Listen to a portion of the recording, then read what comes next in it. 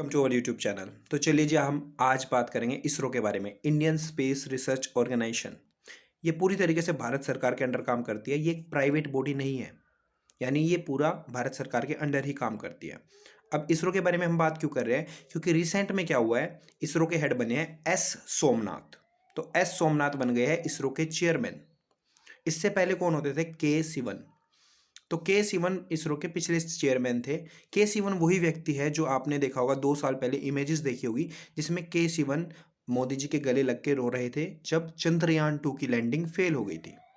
अब बात करते हैं इसरो के बारे में। इसरो कैसे बनी, इसकी बिल्कुल शुरुआत से बात करते हैं। देखिए, 1969 में यानी भारत की आज़ादी के लगभग 20 साल बाद एक संस्था बनाई गई जिसका नाम रखा गया इसरो। शुरू में इसका नाम अलग था, लेकिन in the course of time इसका नाम क्या हो गया? इसरो।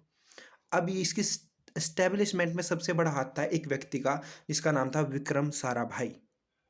तो जो विक्रम साराभाई है वो पहले चेयरमैन बने किसके? इसरो के 1969 में। और विक्रम साराभाई ही वो व्यक्ति है जिनके नाम पर एक स्पेस स्टेशन भी है, यानी कि एक स्पेस सेंटर है जिसका नाम है विक्रम साराभाई स्पेस सेंटर। और वो कहाँ लाई करता है? अगर आप भारत के बिल्कुल साउथ में जाओगे तो आपको एक स्टेट दिखेगी, केरला। तो केरला में एक जगह है तिरुवनंतपुरम। तो जो केरला में तिरुवनंतपुरम है, उसी जगह पर क्या है? हमारा विक्रम साराभाई स्पेस सेंटर। तो वो कहाँ पर है? Thiruvananthapuram, Kerala. So this was about first chairman of ISRO. तो उनके नाम पे एक स्पेस सेंटर है जहाँ पर रिसर्च वगैरह होती है। वो कहाँ है? बिल्कुल केरला के अंदर। अब क्या होता है, जो इसरो के थर्ड चेयरमैन बनते हैं उनका नाम था सतीश धवन। तो आपने सुना होगा सतीश धवन स्पेस सेंटर। तो सतीश धवन स्पेस सेंटर क्यों नाम है? क्योंकि इसरो के तीसरे चेयरमैन कौन रहे हैं? सतीश धवन। अब जो सतीश धवन स्पेस सेंटर है वो कहाँ पर है आज के समय पर? आंध्र प्रदेश में एक जगह है श्रीहरिकोटा। अब आपने देखा होगा कि भाई मिसाइल का लॉन्च हुआ, यानी अंतरिक्ष में यान भेजे जा रहे हैं। कहाँ से? श्रीहरिकोटा से लॉन्च हुआ। तो वो श्रीहरिकोटा पे जो स्पेस सेंटर है वो किसके नाम पर है? सतीश धवन के नाम पर। तो सतीश धवन थे तीसरे चेयरमैन ऑफ इसरो। तो ये मेन चेयरमैन्स रहे हैं इसरो के। सबसे पहली बार विक्रम साराभाई जो फर्स्ट चेयरमैन थे, उनके नाम पर विक्रम साराभाई स्पेस सेंटर तिरुवनंतपुरम, केरला में। और जो दूसरा स्पेस सेंटर है मेन, जहाँ से मेन लॉन्च होते हैं, वो है आंध्र प्रदेश का श्रीहरिकोटा। अब आपके लिए एक टास्क दे रहा हूँ कि आप गूगल मैप में जाके देखेंगे कि ये दोनों लोकेशंस है कहाँ पर, और कमेंट में लिखेंगे कि श्रीहरिकोटा के पास कौन सा लेक लाई करता है, कौन सा तालाब है जो श्रीहरिकोटा के पास में है। इतनी बात क्लियर? तो ये बात हुई इसरो के पहले मेन दो चेयरमैन्स। बीच में एक और आए थे, लेकिन first and third are important. फिर इसके बाद क्या होता है? आज के समय पर कौन है? एस सोमनाथ। अब हम बात करते हैं थोड़ी इसरो के मिशंस के बारे में। सबसे पहली बार भारत की जो सबसे पहली सैटेलाइट स्पेस में गई थी उसका नाम था आर्यभट्ट। अब आर्यभट्ट सैटेलाइट को किसने बनाया था? इसरो ने बनाया था। देखिए, ऐसे समझिए, 1969 में इसरो बनी और उसके 6 साल बाद 1975 में आर्यभट्ट बन के तैयार हो गई। लेकिन इसरो इतनी बड़ी संस्था नहीं थी कि खुद से लॉन्च कर पाती, तो उसने लॉन्च करवाया किससे? रसिया के द्वारा। तो भारत की जो पहली सैटेलाइट थी आर्यभट्ट, उसको बनाया इसरो ने थे, लेकिन लॉन्च किसने किया था? रसिया ने लॉन्च किया था। ठीक है। अब भारत फिर धीरे धीरे क्या हुआ, जैसे टाइम गुजरा तो भारत के पास भी, यानी इसरो के पास भी वो कैपेबिलिटी हो गई कि वो खुद से लॉन्च करने लगे। और आज के समय पर वर्ल्ड में 6 ऐसी कंट्रीज है जो स्पेस में लॉन्च कर सकती है। उनमें से एक कौन सी है? भारत, यानी इसरो। अब ये थी इसरो की कैसे डेवलपमेंट हुई।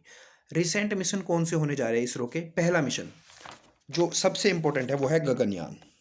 तो इसरो का अपकमिंग मिशन है गगनयान। अब पहले समझते हैं गगनयान मिशन क्या है।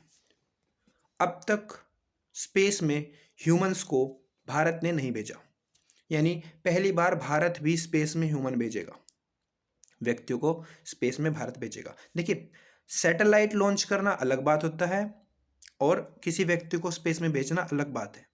सैटेलाइट लॉन्च करके आप सैटेलाइट को पृथ्वी के आसपास घुमा सकते हो, जो लोकेशन बताए, जगहों की टाइम बताए, ये बताए कि भाई कहाँ पर खेतों में ज़्यादा पानी, खेतों में कहाँ पर आग लगी हुई है, या फिर ऐसी कोई कैलेमिटी जैसे कहाँ पर फ्लड आई है, कहाँ पर योर अर्थक्वेक आया है, तो ये सारा कुछ सैटेलाइट्स बता सकते हैं। लेकिन ह्यूमन मिशन क्या होता है कि भाई एक लॉन्च व्हीकल के अंदर ही ह्यूमंस को रख के ऊपर स्पेस में भेजे। तो भारत का जो पहला मैन्ड मिशन है, यानी जिसमें इंसानों को ऊपर भेजा जाएगा, वो होगा गगनयान।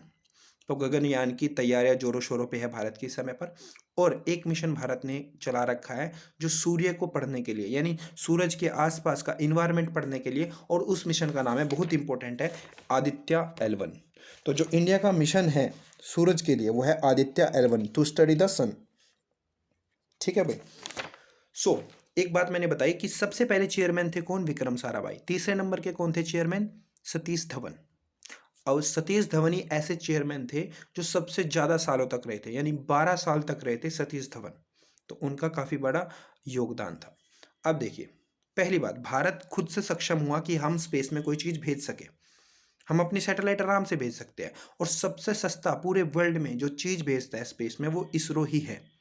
तो इसरो की एक पहले एक आर्म कह लो, जैसे मेरे 2 हाथ है, ऐसे इसरो का एक हाथ था पहले। क्या नाम था उसका? अंतरिक्ष। तो अंतरिक्ष नाम की एक संस्था थी इसरो की। वो क्या काम करती थी कि विदेशों में से ऑर्डर लेती थी कि भाई हाँ, अमेरिका से पूछा कुछ भेजना है तुझे स्पेस में, तो अमेरिका कहेगा हाँ मेरी एक सैटेलाइट भेज दे। या फिर हमारे आसपास जो छोटे मोटे देश है, लाइक योर श्रीलंका, अगर कोई सैटेलाइट भेजना चाह रहा है स्पेस में, तो वो इसरो से कांटेक्ट करेगा कि इसरो क्या मेरी सैटेलाइट ऊपर भेज दोगे? मैं एक ऐसी सैटेलाइट ऊपर भेजना चाहता हूँ जो श्रीलंका की इमेजेस मुझे प्रोवाइड करती रहे। तो इसरो कहेगा हाँ बिल्कुल सही। तो इसरो की तरफ से जो डील करता है उस ऑर्गेनाइजेशन का नाम है क्या? अंतरिक्ष। तो अंतरिक्ष एक आर्म है इसरो की। अंतरिक्ष एक आर्म है इसरो की जो फॉरेन डील करती है, फॉरेनर्स के साथ डील करती है। लेकिन 2019 में एक आर्म बनाई गई, यानी एक और बॉडी बनाई गई जिसका नाम था new space India limited, NSIL। तो जो न्यू स्पेस इंडिया लिमिटेड है उसका काम मैं बताता हूँ। सो अगर बाहर से कोई ऑर्डर लेना हो तो फिर कौन है? अंतरिक्ष। लेकिन अगर इंडिया के अंदर ही कुछ ऐसी, जैसे हर एक फील्ड में प्राइवेट प्लेयर है, ऐसे स्पेस के फील्ड में भी प्राइवेट प्लेयर्स होते हैं। यानी फॉर एग्जांपल मैं एक इंडिविजुअल हूँ और मैं चाहता हूँ मैं एक स्पेस एजेंसी बनाऊँ, अपनी प्राइवेट संस्था खोलूँ, और मैं भी इन फ्यूचर यहाँ से सैटेलाइट भेजूँ पृथ्वी के बाहर। तो मेरे जैसी बहुत सारी ऐसी कंपनियां कहाँ पे है? बेंगलोर में। तो उन सारी कंपनीज को, उन सारे नए जो इस फील्ड में एंटर करना चाहती है, उनको सपोर्ट करने के लिए इसरो ने एक अलग से संस्था बना दी 2019 में, जिसका नाम रख दिया न्यू स्पेस इंडिया लिमिटेड। तो न्यू स्पेस इंडिया लिमिटेड क्या है? उन प्राइवेट संस्थाओं के साथ टेक्नोलॉजी शेयर करेगी, उन्हें हेल्प करेगी, जिससे वो ग्रो हो सके। इसका बेसिकली मोटिव क्या है कि न्यू स्पेस इंडिया लिमिटेड बढ़ावा देगी प्राइवेट लोगों को, जिससे कि वो भी स्पेस के फील्ड में एंटर करे। फॉर एग्जांपल, कल को अगर अंबानी कहता है कि मैं स्पेस के अंदर फंडिंग करता हूँ, तो ये बहुत बड़ी बात हो जाएगी, क्योंकि अंबानी के पास बहुत सारा पैसा है। तो न्यू स्पेस इंडिया लिमिटेड क्या कहेगी अंबानी को? ठीक है, फंडिंग करो, हम तुम्हें टेक्नोलॉजी देंगे, हम ये बताएंगे कि स्पेस में कैसे भेजना है चीज़ को, फंडिंग तुम करोगे। तो इस तरीके से NSIL बनाई गई है कि डोमेस्टिक बेसिस पे लोगों को कैसे हेल्प करे स्पेस में, अगर अपनी खुद की सैटेलाइट भेजनी है किसी को, इंडिविजुअल को। यानी जैसे कि यूएसए के अंदर नासा क्या है? यूएसए की गवर्नमेंट ओन्ड कंपनी एक किस्म से। आई थिंक देखना, NASA is a government owned और नॉट, ठीक है। तो लेकिन जो वहाँ पर स्पेस एक्स है एलोन मस्क। एलोन मस्क एक बंदा है, उसकी स्पेस एक्स एक कंपनी है, वो एक प्राइवेट ओन्ड कंपनी है, और वो स्पेस एक्स भी आज के समय पर अंतरिक्ष में चीज़ों को भेज रही है। तो जैसे वहाँ पर स्पेस एक्स है यूएसए के अंदर, भारत भी चाह रहा है कि यहाँ पर भी ऐसी कुछ प्राइवेट कंपनीज बन जाए कि जो खुद से स्पेस में चीज़ें भेज सके। इससे क्या होगा? इंडिया का जो रेवेन्यू है वो बढ़ जाएगा। देखिए, इसरो इस समय ऑर्डर लेते हैं अंतरिक्ष के थ्रू बाहर से, यानी अंतरिक्ष एक संस्था है जो, फॉर एग्जांपल श्रीलंका ने कहा मेरी सैटेलाइट लॉन्च कर दे, अंतरिक्ष ने ऑर्डर ले लिया। अब श्रीलंका भारत को डॉलर्स देगा। डॉलर्स क्यों देगा? क्योंकि हम उसकी सैटेलाइट लॉन्च कर रहे हैं, क्योंकि इंडिया जो इंटरनेशनल ट्रेड है वो डॉलर्स में चलता है। तो इससे भारत के पास डॉलर बढ़ जाएंगे, और डॉलर बेसिकली क्या होता है? Foreign exchange. तो कहीं ना कहीं देखा जाए, जो इसरो है वो भारत का फॉरेन एक्सचेंज बढ़ाने में हेल्प करता है, यानी हमारे पास डॉलर्स को बढ़ाने में हेल्प करता है। सरकार की कमाई कौन करवाता है? इसरो। आज के समय पर देखा जाए तो कई हजार करोड़ रुपए सरकार को कमा के दे रहा है कौन? इसरो। तो ये बात थी सारी इसरो के बारे में, और इसका हेडक्वार्टर कहाँ पर है? बेंगलोर में। ठीक है भाई, तो इतनी बात हमने समझी। अब कुछ मिशन पास्ट के देखते हैं। पास्ट में क्या है? भारत ने मिशन लॉन्च किया था चंद्रयान 1। तो जो चंद्रयान 1 है वो 2008 में लॉन्च हुआ था। मेनली इसका पर्पस क्या था कि चांद पे जाके उसके सरफेस को पढ़ना।